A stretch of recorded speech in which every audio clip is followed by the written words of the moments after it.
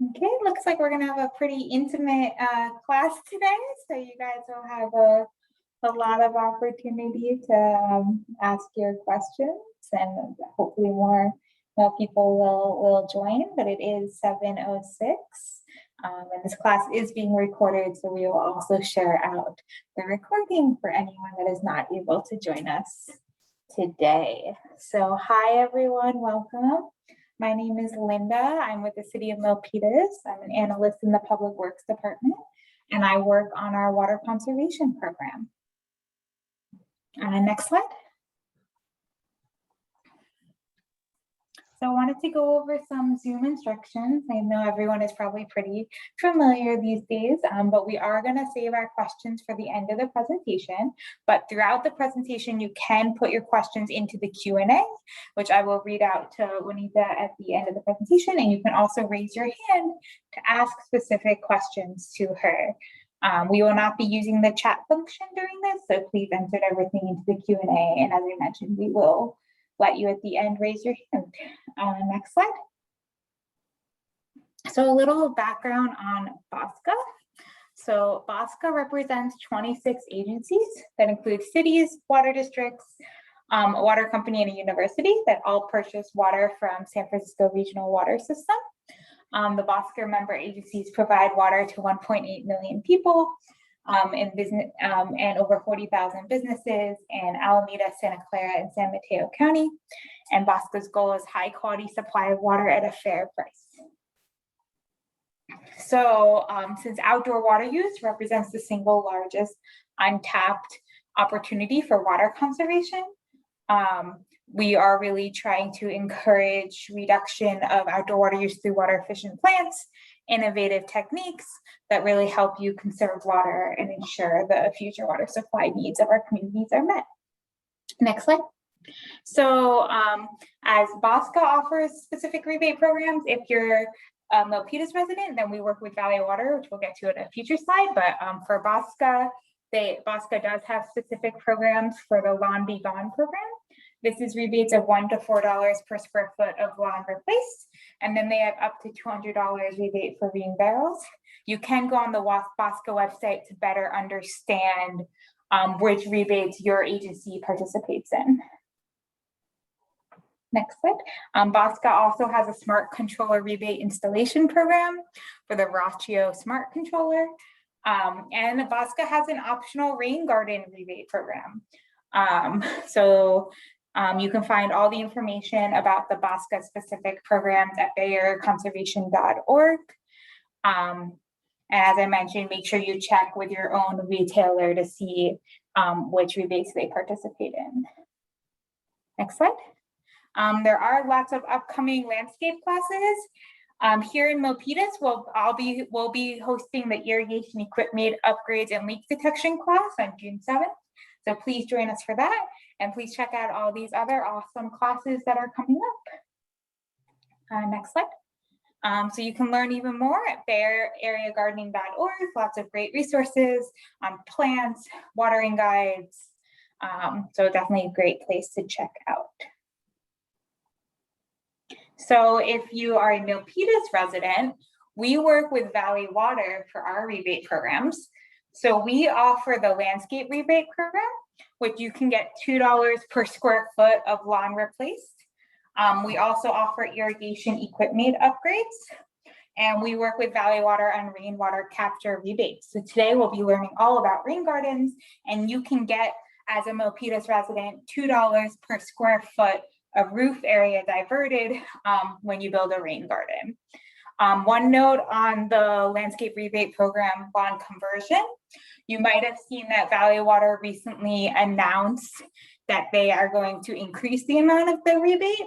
So starting July 1st, the lawn conversion rebate for Milpitas residents will be $3 per square foot. That you would have to wait till July 1st to actually start your project though. So that's just something to keep in mind. But the rain garden rebate is not changing. We also offer WaterWise indoor survey kit to help you find and fix leaks at home. And you can learn a lot more information about all the ways to conserve water at Milpitas at savewatermilpitas.org. Great. Well, thank you everyone for joining us. As I mentioned, this is a little bit of a smaller class, but that allows you even more opportunity to ask questions. So Juanita Salisbury has a PhD in biopsychology from the University of Florida, as well as a Bachelor of Science in Landscape Architecture from West Virginia University. In 2009, she established Salisbury Landscape Architecture after working for commercial and residential design firms. She has recently turned her focus to California native plant pollinator habitats, and in 2016 established the Primrose Way Pollinator Garden, the first of 5 pollinator habitat gardens in Palo Alto. The gardens combine her educational background, biology, and behavior of food intake with design experience from both landscape architecture, or born from landscape architecture, sorry. Her focus is to research and educate about these habitats, as well as exploring opportunities to install more of them. We're super excited to have Juanita here today, and I'll let you take it away. Thank you so much, Linda. Well, thanks for coming, everybody. Tonight, I am going to talk about how to design, build, and maintain a rain garden. And this particular topic will have my special take on the opportunities that installing a rain garden presents. You can, if you're interested in looking at native plants and seeing what those look like, you can follow on Facebook and Instagram, Primrose Way Pollinator Garden. I go out often to our pollinator gardens and do a lot of macro photography to document the species that I see. And I also have the YouTube channel, Primrose Way, for tips and gardening ideas. Where are these gardens? They are in Palo Alto and they're always open. This is a screenshot of Google Maps, and this is Embarcadero Road here. And there are 5 gardens. There's the Primrose Way Pollinator Garden on Embarcadero Road, the Gwynda Street Pollinator Garden, Hopkins Avenue, Arcadia Place, and then the Island Drive Garden. Great place. Each garden has something slightly different to offer than the other gardens. And so most of the plants are labeled, so you can go and see what they look like when they're installed correctly and are happy to be thriving. So tonight I'm going to go through a number of different things. We're going to talk about definitions. What do things mean? Some of the benefits of rain gardens. How do you place a garden? Where is a rain garden supposed to go? Its size and shape. How deep is it? The depth of it. What to plant in it, and a couple of lawn alternatives. And then we'll talk about maintenance. So first of all, what is a rain garden? A rain garden is an area that receives rain from the rooftops or other surfaces. They're not intended to store water, but they provide an area for it to soak into the soil, and that then recharges underground water stores. And this garden that we're looking at is actually at the Lucy Stern Center in Palo Alto, and you can see a slope on the pavement there that the water drains into this area in between the parking bays. Now, where does the water go if it's not flowing into a rain garden? Well, there are storm drains, and the storm drain has an opening usually in the curb like this, where street water and surface water flows in, and then it's can pick up contaminants from the street and whatnot and other things. And the storm drain is different from the sanitary sewer. These are not together. These are separate systems. And the sanitary sewer then takes the effluent from the toilets, dishwashers, showers, bathtubs, sinks, and so forth. And so those two should never meet. But that's where the rain typically does go, into the storm drain. Now, some of the benefits of rain gardens, and this is the native plant / rain garden by Grassroots Ecology at 1 Alma Street in Menlo Park, California. You can see there's a really very gentle slope here with a low point down the center here. And when you have water soaking into the ground, it's filtered and it's cleaned by soil and plant roots. the water directed to those rain gardens keeps pollutants out of the storm drains. And water soaking into the ground can help recharge those aquifers, that groundwater. And if they are designed and installed well, they can be really attractive features in a residential landscape. And they also provide really great opportunities to enhance biodiversity. And if they're, again, designed and installed correctly, you can use less water to irrigate the landscape, and that will save you money. People sometimes want to get started with native plants and they don't know where to begin. A rain garden is a great way to start. Another benefit of rain gardens is that they help to enhance the connectivity and complexity in the landscape. And the more complexity and connectivity that you have, more plants will support each other, and that leads to reduced irrigation needs. So in my little diagram here, I have a tree that has a long taproot going down into the groundwater, as well as these more lateral surface roots. What happens with trees is that they reach down, like oak trees, the valley oak specifically, reaching down to the groundwater, pulling up water, and then through the process of transpiration releases some of that water into the air, thus forming clouds. Some of that water is also shared underground with other plants because of the relationships that plants have with each other. Plants don't like to be by themselves. They like to be in communities because a community supports the organisms that are in it. And there are lots of ways to enhance complexity and to save moisture. So rocks, boulders are a great way to trap moisture underneath the surface, as well as things like leaves.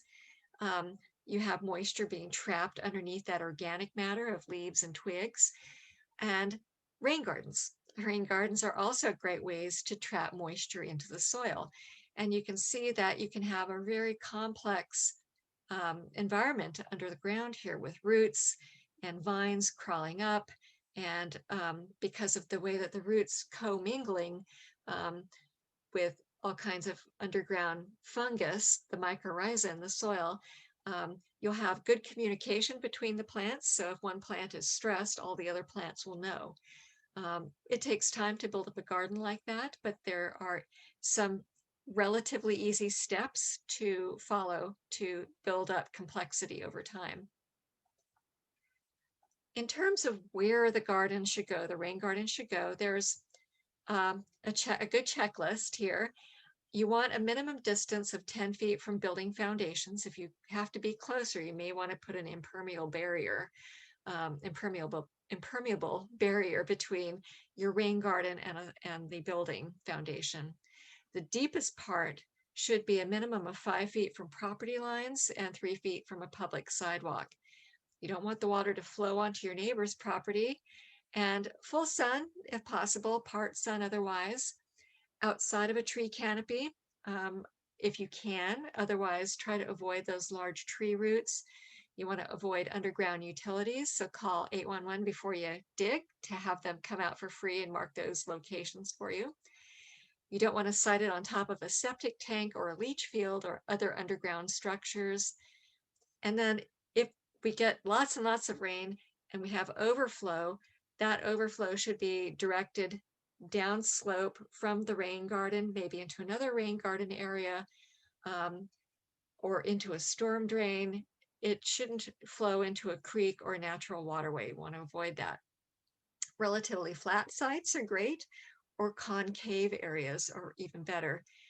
But this is only a short checklist. Be sure to check your local codes if they have specific regulations. Now, how large do you make these gardens? A rule of thumb is that the rain garden should be about 20% of the size of the area draining into it. So 100 square feet of roof, for example, 20% of that would be 20 square feet. So one easy way to get a start, always draw a map first. Your map is going to help you to decide where to put things. And you know how they say, always have a plan. Start with a plan. This is how you start. So you can take an overhead satellite view like this lady's house down the street from me, and from parcel maps that are available online, or maybe you have the parcel map from your real estate documents, you can show the property lines where those go. And then you want to mark the locations of the downspouts that you want to redirect into the rain garden. So hang on, here comes the fun animation. Here come the downspouts. This is the roof. And that is the area that the downspouts drain into. And then we decided to place the rain garden over here, connected with 2 swales. So that's a good way to start. Now, when you're doing your map, you want to try to draw your map to scale. And so the easiest way to draw a map is to use a piece of graph paper, because 1 square can then equal 1 square foot. Makes it super easy. So this is an actual site measurement that I took of a client's house. And so using my graph paper, I laid out a base tape, and that's just where you take your baseline measurements from. And I use those real soft tapes because you can get them to be like 300 feet long, and it makes measuring pretty easy. And I usually use 2, one that starts from one fence and then follows along the house line there, and then one from the corner of the house going to the back of the lot. This is for the backyard. And then marking the location of the house, the outline here. You can see my little measurements. So from the fence over to where the door is, it's 11 feet, 11 inches. Okay, so, no, I'm sorry, that's 21 feet, 9 inches. So that's my nomenclature. I'll do like 17, and then the inches with a little underline there. Just makes it easier to read. Really, it does. And then note which way is north. You want to note things like locations of trees, edges of lawn, your hardscape. Do you have walkways or patios? What's the existing lighting look like? Any kind of notable features, electrical outlets, fences, and so forth. And then, of course, which way north is. That, if you have like a piece of paper where each of these little squares is maybe 1/8 of an inch, then your scale drawing is 1/8 of an inch equals 1 foot. If you have 1/4 inch, then it's 1/4 inch equals 1 foot. Makes it super easy to draw to a scale, which is, in this case, it was 1/8 of an inch. Now, when you have an unconnected downspout, this actually just emptied onto the ground before. And so we're using splash blocks here that direct the water away from the house. And this is actually the lady's house that we looked at from above. And we want to direct that water through a linear channel, and that linear channel is called a swale. And that directs it into the rain garden itself, which is the deepest part of the garden. And we want to line that swale with gravel.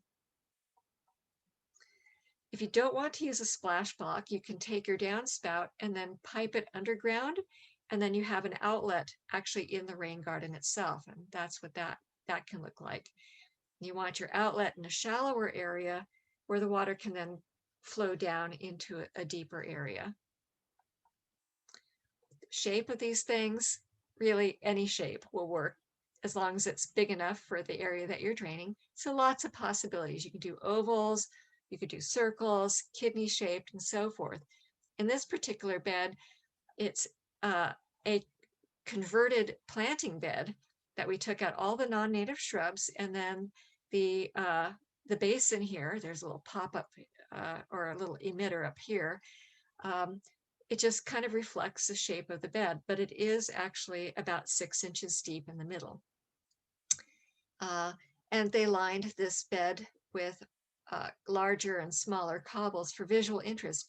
It's not necessary to have rock in the bottom of these, the rain garden itself, but rocks help conserve moisture, and rocks become really nice environmental features to increase complexity. You don't need them, but they're nice to have. You want to avoid those large tree roots. So generally your rain gardens should be outside of the tree canopy. to avoid saturating the tree roots. In this case, for this client, they installed a patio which raised up the ground level on one side, which created this natural low point. So we decided to have a swale leading down to a rain garden area, so that we could get more moisture to those redwood trees. And the contractor worked with an arborist. They avoided all the big tree roots.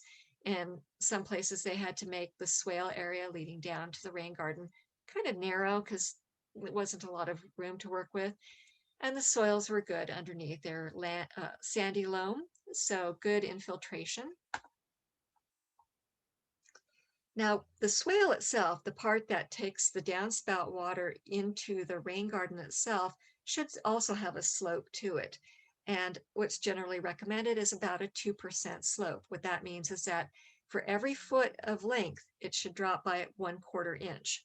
And that will help keep the water flowing to the deepest part of the rain garden. The sides of the swale leading down to the rain garden should be very gentle. I mean, you could barely even see that there's much of a slope there at all, and that avoids erosion. And then you can dress it up with some decorative boulders, and it gives that appearance of a dry creek bed during most of the year when it's not raining, so it's an attractive feature. Now, how deep to make these beds? The Bay Area Stormwater Management Agency Association recommends a depth of 6 inches across the bottom. Thus, the rain garden is a shallow, relatively flat bottom depression that spreads water out over a larger area to allow it to more quickly sink in. If you have something that's smaller and deeper, potentially it's going to retain water for a longer time. And the longer you have water standing, you're going to be inviting in mosquitoes. So generally you want the water to all drain away within a day or so. Any much longer than that, I think it takes about 4 days for larvae to hatch. So you really want to get that water to soak in. Now, planting in the bottom of the swale, as I said before, the rain gardens use river cobble or other stones to help conserve moisture, but this is not necessary. Although I think it's attractive and it adds complexity to a garden. This is what it can look like. And this garden was just planted about a year ago. This is another garden on this side where there's only a few little rocks in the bottom, and it's mostly planted. It's very subtle, so it doesn't look like a rain garden most of the time. It just looks like a place where there are plants. In terms of soil conditions, how do you know what kind of soil you have? Let's do a test. You can dig a hole about a foot wide and a foot deep, fill that with water 3 times to saturate the soil, kind of mimic what it's like during a rainy spell. And then the 4th time you fill it up, time how long it takes for the water to soak in. The faster it drains out, the fact that you know that you have sandy loam, which is like the best thing. If the water's sitting there a day or 2 later, then you know you have some clay. And so you'll need to amend that soil and loosen it up about a foot below to assist with the infiltration. Now, the opportunities with these rain gardens is to plant native plants, native California plants. And people are like, why should I do that? Well, California is a biodiversity hotspot. We have about 8,000 species of native plants here in California, more than any other state in the United States. We have about 1,600 species of native bees, more than any other state in the United States. Across the United States, there are 4,000 species of native bees. Honeybees are not native, so we don't talk about those. And we have such a huge number of native plant species because of 2 things. Our unique ecosystems here in California. We have a lot of different types of places for plants to grow, everything from deserts to coastal areas, to redwood forest, to oak savannas, and because of our 1,600 species of native bees. And because these gardens provide such a unique opportunity to introduce biodiversity, it's a good thing to combine these two things, rain gardens and native plants, because it will help with enhancing biodiversity. We know that insect species are declining worldwide, including pollinators. In some places around the world, insects have declined up to 70%. And that's a very bad thing for the food chain and every organism that depends on everything at the base of the chain. Now, some people say, what to plant? Actually, a better question to ask, which we'll get to in a second, what to plant. So I like to go to calscape.org, which is an easy to use searchable database, and it provides lots of information and resources. You can find California native plants and research plants that qualify for rebates. And then from your search, create a plant palette of trees, shrubs, perennials, bulbs, vines, and succulents. And CalScape is done by the California Native Plant Society. These people are all about the native flora in our state. And as I mentioned before, we have almost 8,000 species to deal with and to choose from. So 7,990 at the last time I looked. And there's a nice planting guide here. So information, they tell you what nurseries carry these plants. So resources, you can set up a plant list with an Excel spreadsheet. And then butterflies, what's up with that? That'll be the next slide. But they break things down for you: all plants, trees, shrubs, perennials, annuals, grasses, succulents, vines, ferns, and so on and so forth. So you can sort these plants according to your needs and see what's local to your area. Now, the biologist in me and the organism that loves to eat asks the question, who to feed? And so if you click on the butterflies tab that CalScape has, it shows you that we have 1,368 species of butterflies and moths native to California. And these species have plants that they eat very specifically. They just won't eat anything. They're very picky. And that's going to be important. I'll tell you why in a little bit. But the function of pollinators in the plant world is to help plants set seed. About 90% of flowering plants rely on pollinators to help them set seed and reproduce. We know that when you have pollinators, that speciation occurs more rapidly. Let's say you have a tree that's wind pollinated, so it doesn't need a bee to move things around, and it releases copious amounts of pollen into the wind. They don't change very much over time, but those plants that have pollinators going from plant to plant and moving those genes around, they will develop differences very quickly. And so that tells us then that biology may be more important than an abiotic factor like wind for maintaining plant communities and helping us determine what to plant. So if you think about the functions here, and as a designer, I'm about function, pollinators are spreading plant species around for butterfly and moth larvae to eat the caterpillars. Okay, so whenever you look for plants, start ranking those plants based on the number of butterflies and moths that they feed, and you can rank them. If you look at trees, you can sort them by the sheer number that they support. The more species they support by feeding them, the more critical that plant is to have in the environment. Now, because we're all about saving water too, we also need to find out how much water plants use. So WUCLS, the Water Use Classification of Landscape Species, it's an online searchable database. And what that shows us is how much water that plants use, these native plants use, and other plants. And they can be ranked based on a measurement of the water use of turf grass, regular lawn. So if lawn is 100%, what other plants, how do they compare to that? And so they are ranked as very low, low, medium, and high. And some plants use almost no water in comparison to a lawn, or 10%. Then it goes up 20 to 30%, 40 to 60, 70 to 100% for high water use plants. And then SLA refers to special landscape areas, which includes swimming pools and other open water features. Not really a plant type, but it compares almost equally to the use of water as a lawn does. How do you lay these plants out once you have them?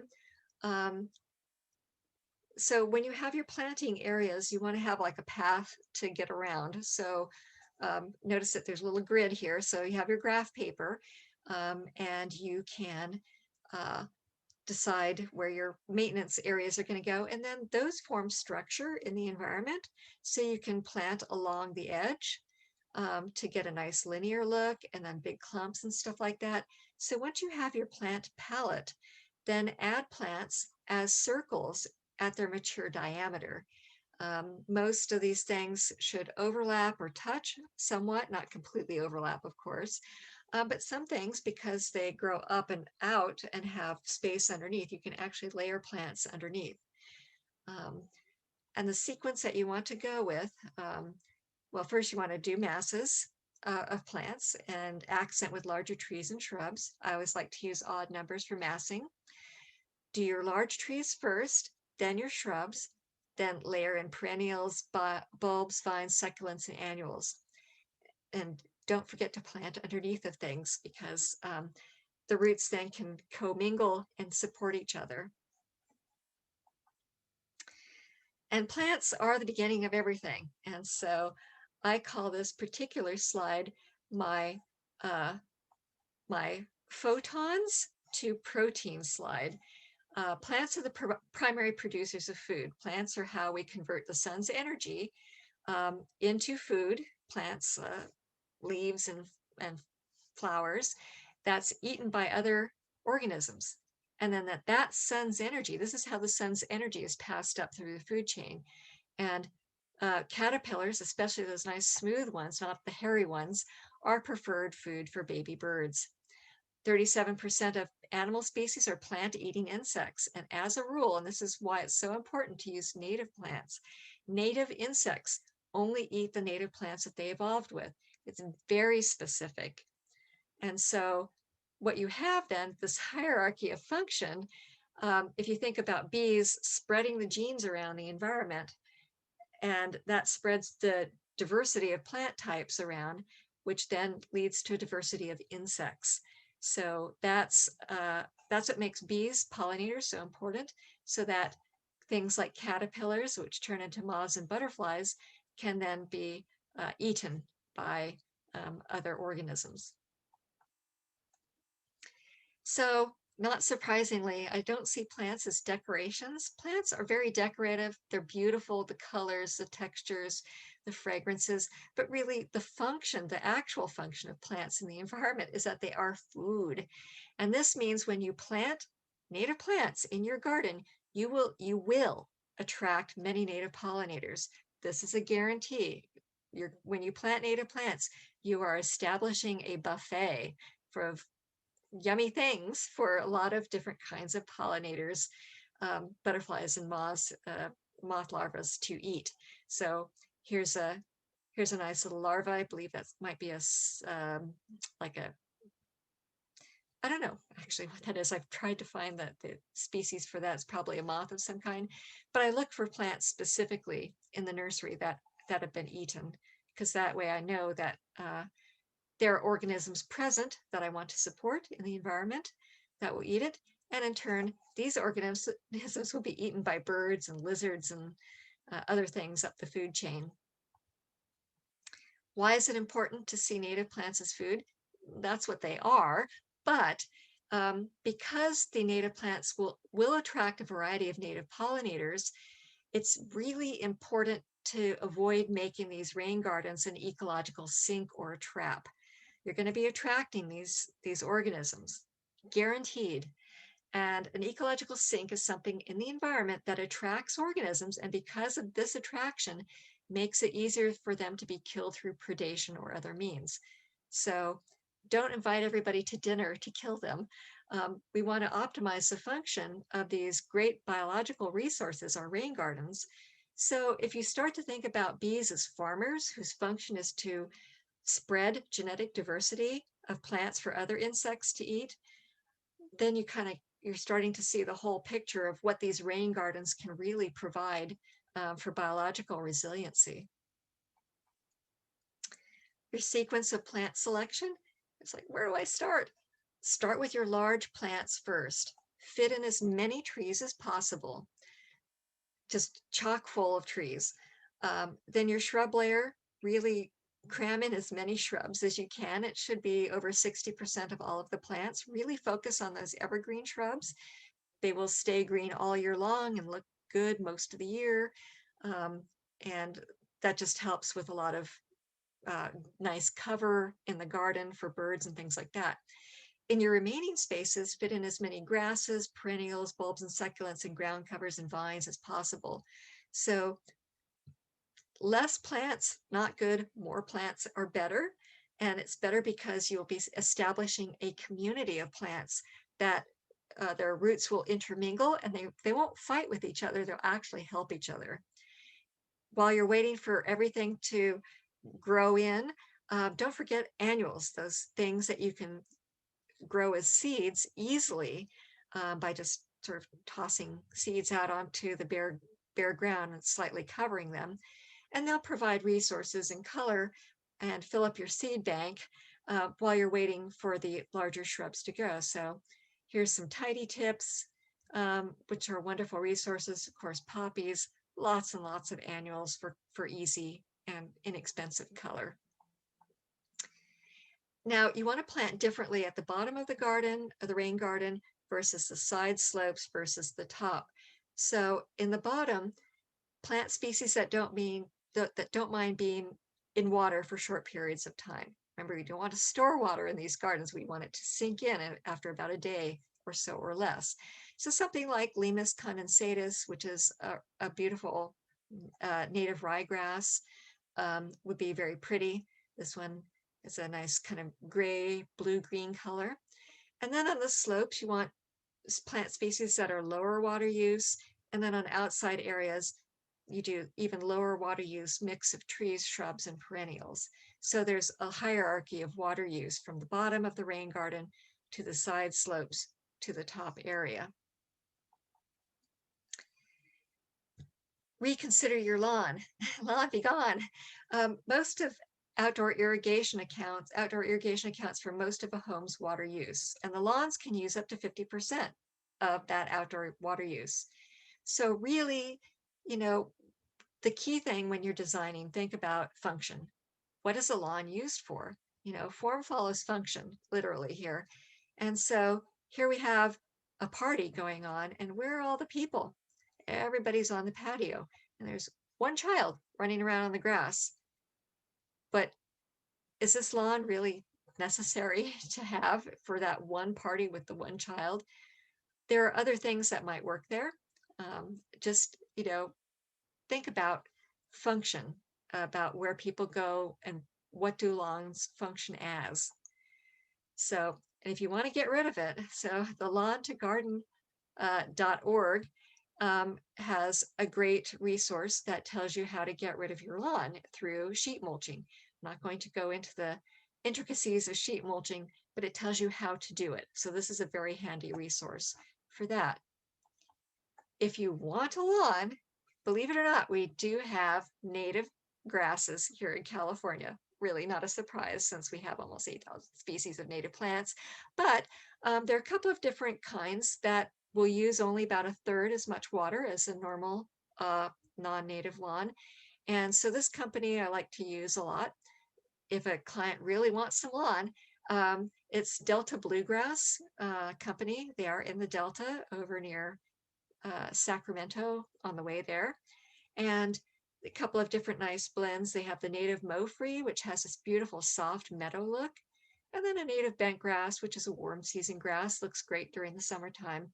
And it's one of the go-to grasses that native plant people use. So if you have to have that lawn, there are alternatives.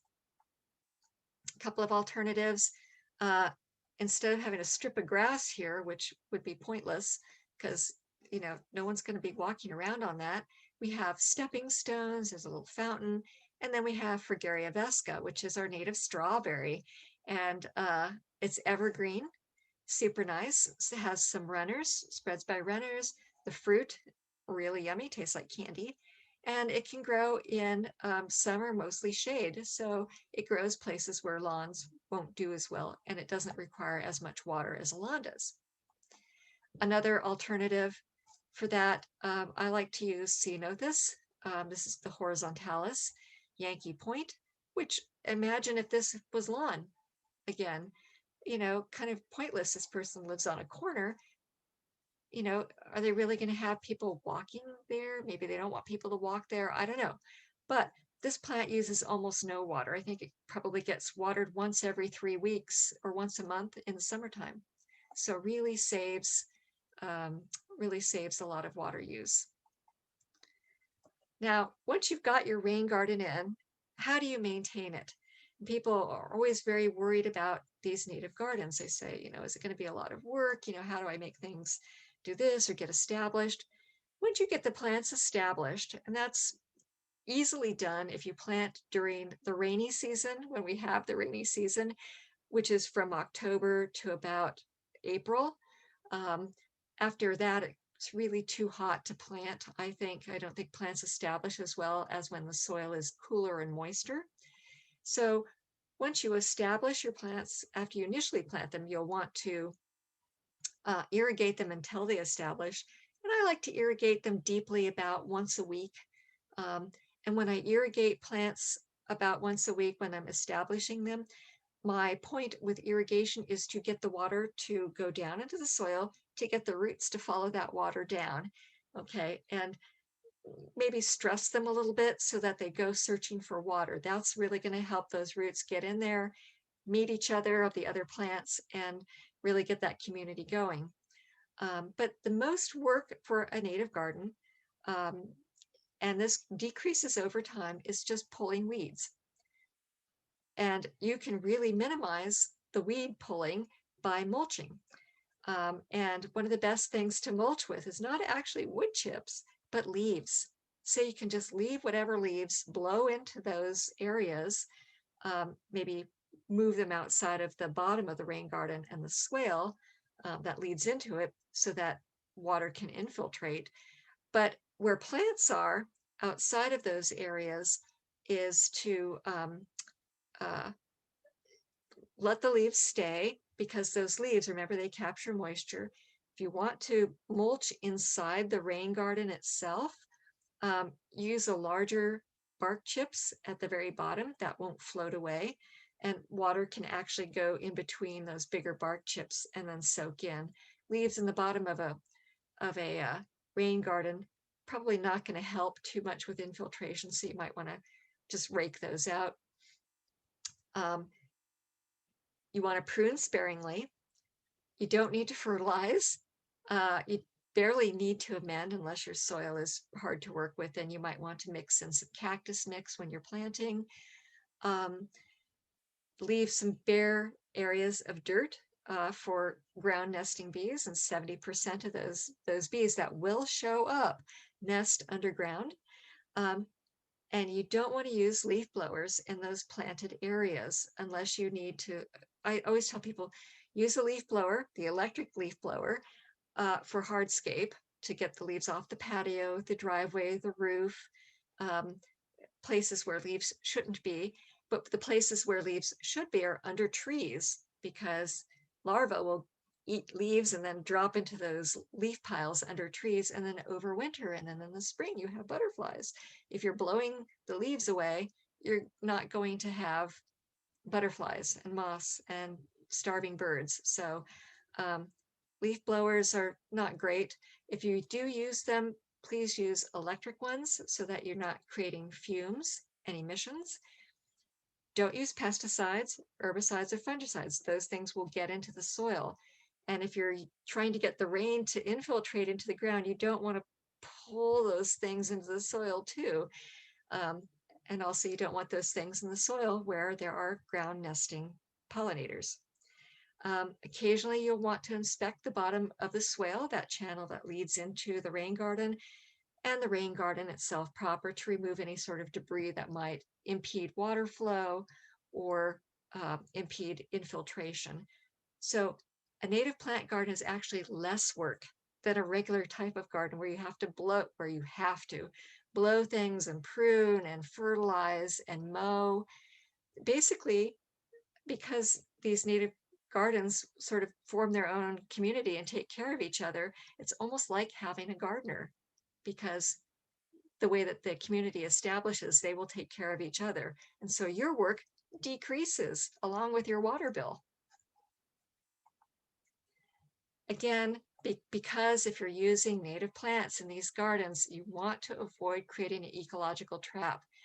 You know, among the goals for these types of rain gardens is to optimize them, make them those chances for biodiversity the best that they can be.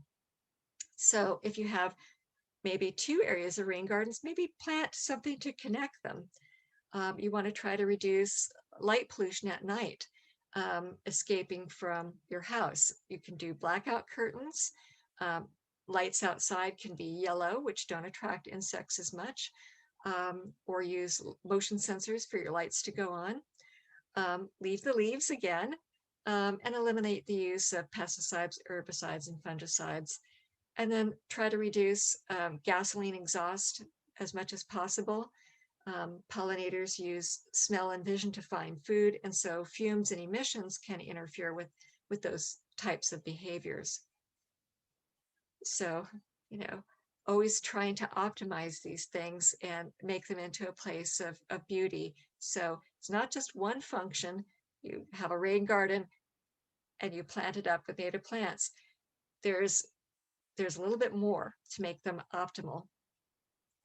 And once you have those optimized functions, you have the rain going into the ground, you have lower water bills, you have less maintenance, you have beautiful butterflies flying through.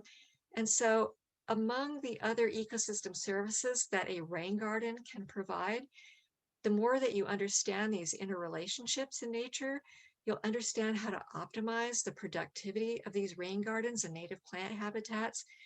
And that leads to the enhancement of your appreciation and your role in nature's complex beauty, because you are a part of making it happen.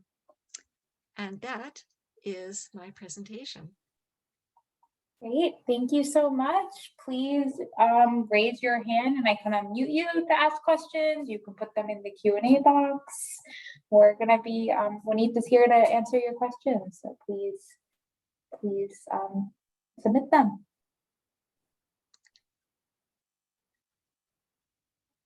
Any burning questions, really?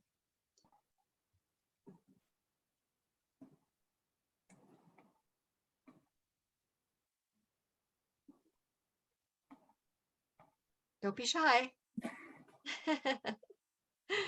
And don't be afraid to do a rain garden. It's well worth it. When you see that, if you don't believe me, visit our gardens up here in Palo Alto, and these gardens are just buzzing and hopping with activity. It's just a beautiful thing to see. I guess while we wait for additional questions, I'll start by asking, what time of the season do you think it's best to start kind of planting a rain garden? So I think, you know, the actual physical effort of digging holes and putting into the ground of the plants, I like to do it during the coldest months of the year, specifically November, December, and January, because it's more pleasant to work when it's cold than when it's hot, for one thing. And it's just easier for the plants to establish. But you can start planning your garden now and be ready for planting season and have that all in place. So the planning is really kind of like planting in your head or planting on paper, and really deciding, you know, where to site this particular depression in the ground that's going to get that rainwater that goes into the ground. And that way, once you have a little design made up, then you can take it to the contractor, get a price for it. Um, and, because I think the rebate is you have to have for rain gardens through Valley Water, you have to have a contractor, is that right, to install it? I'll have to get back on that. I'm not sure. I know a lot of the other programs you don't need to have a contractor, but I'll circle back on that one. Okay, I know that's the case for Palo Alto. You have to have a contractor to install it correctly, but for the rebate. But if you wanted to go ahead and do it anyway, um, without a contractor and not interested in the rebate, don't let that hold you back. Just, you should definitely go for it. Great. So we have some questions now. Thank you. What are your thoughts on using, excuse if I say this wrong, Carapia as lawn replacement? Ah, yes, I know that plant. If you can control it, um, it really fills in. I don't particularly like it myself because I'm not exactly sure that it's native. I think the jury might be a little bit out. Some places call it native. I did try it in one of our gardens and it just took off like lightning and it was into everything. It's like, okay. I do know that plant, if you have a constrained area for it to be in, it might be okay. What I did notice about that particular plant is I observed a lot of honeybees on it. And their honeybees can be a little bit thuggish in their behavior and chase off other bees. So, I mean, you could use it to lure them away from other plants. Just, these are things to keep in mind. It really can take off. What I like to use instead of that plant for kind of a matrix that is lawn-like, I like to use Achillea millefolium, which is otherwise known as yarrow. And I like that plant because it does spread by runners. It's pretty well behaved and you can walk on it.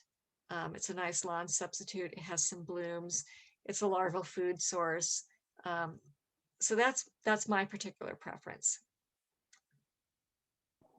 Great. We have another question about what you think about the plant salvia and incorporating that.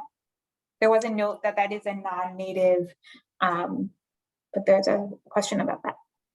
So we have a lot of native salvias here in California, lots and lots and lots of salvias. Everything from Salvia apiana, which is our white sage, which is super easy to grow and actually likes a little bit of shade. Smells wonderful. There's Salvia clevelandii, which is very low water use. So, I mean, those are two right off the top of my head. There are lots of native salvias. I love salvia. I love the way it smells. It provides food for larvae.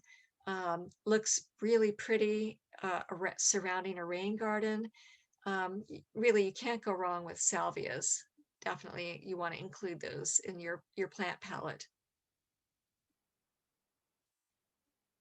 Oh, salvia is also known as sage. So I always use scientific names for plants because common names are not specific enough. But people don't always know that. But I think sage kind of tells people, oh, yes, that's what that is. But the scientific name, if you use that, there's the genus and species. So like salvia is the genus, and then clevelandii is the specific or species level. So you know what you're getting when you're using the scientific names. Great. We have a comment saying thank you for talking about CalScape and other native databases. And then we have another question about using low water non-native plants combined with native plants. And I guess kind of suggestions of how to kind of balance that. So that's a great question because people have favorite plants that they like for whatever reasons. And there was a study that was done by Dr.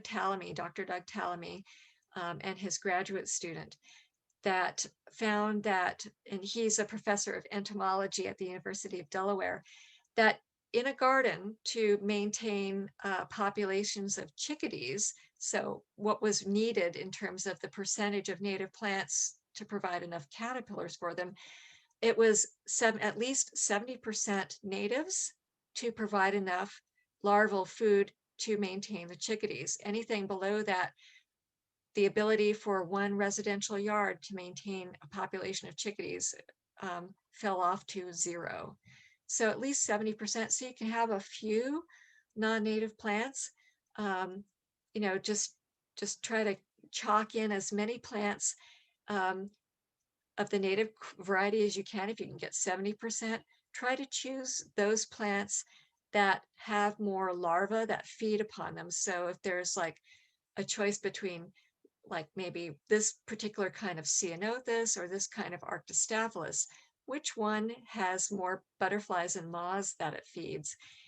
Choose the one that feeds more, because that way it'll be a more critical helper in the environment to support other things that are trying to live there as well.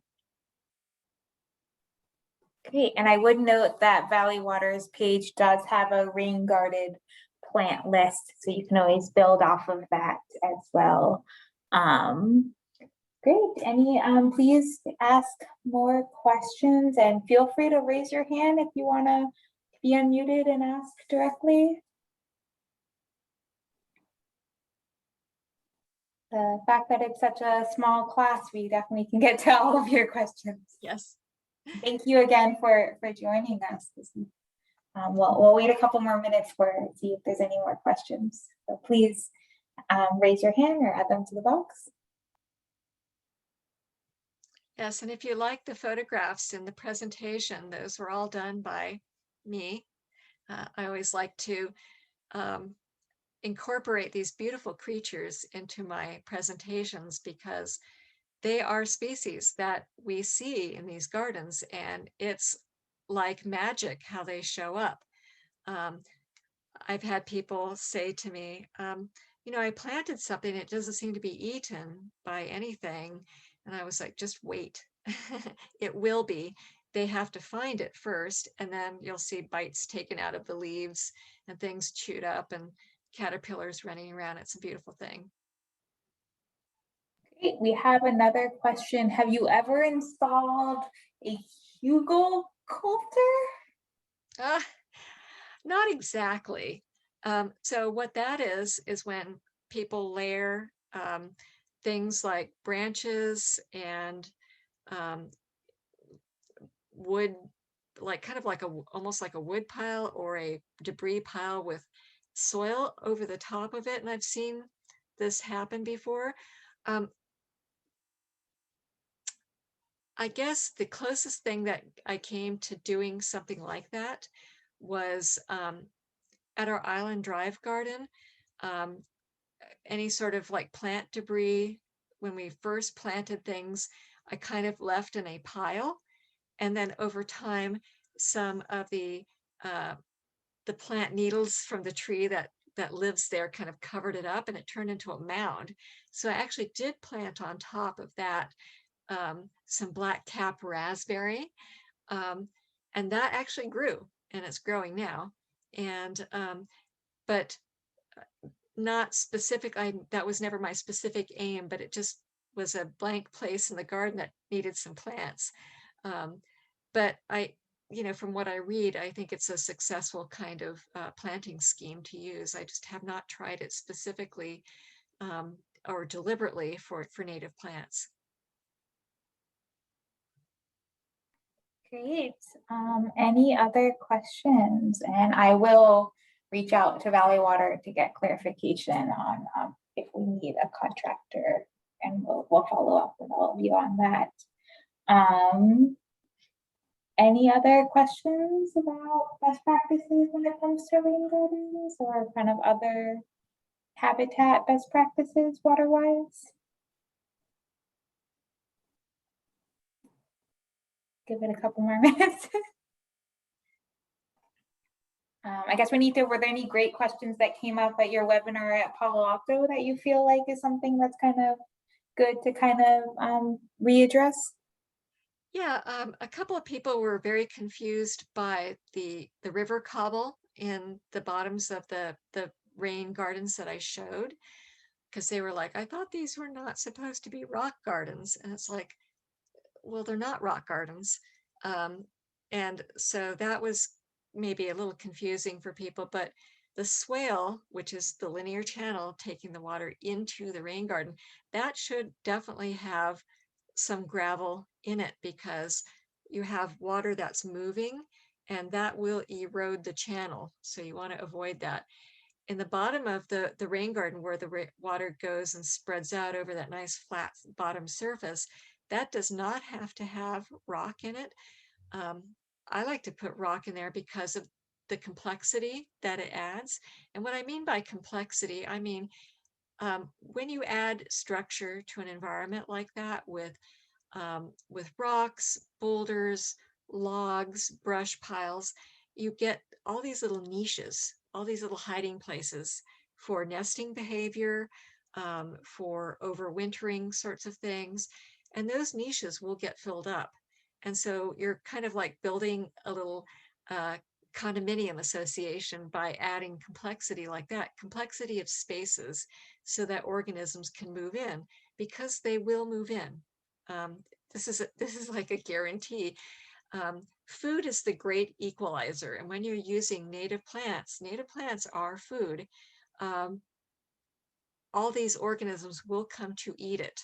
Everything has got to eat, and really to keep the machine running, keeping the sun's energy getting passed up the food chain to organisms like us, we need to really think about how best to optimize that process.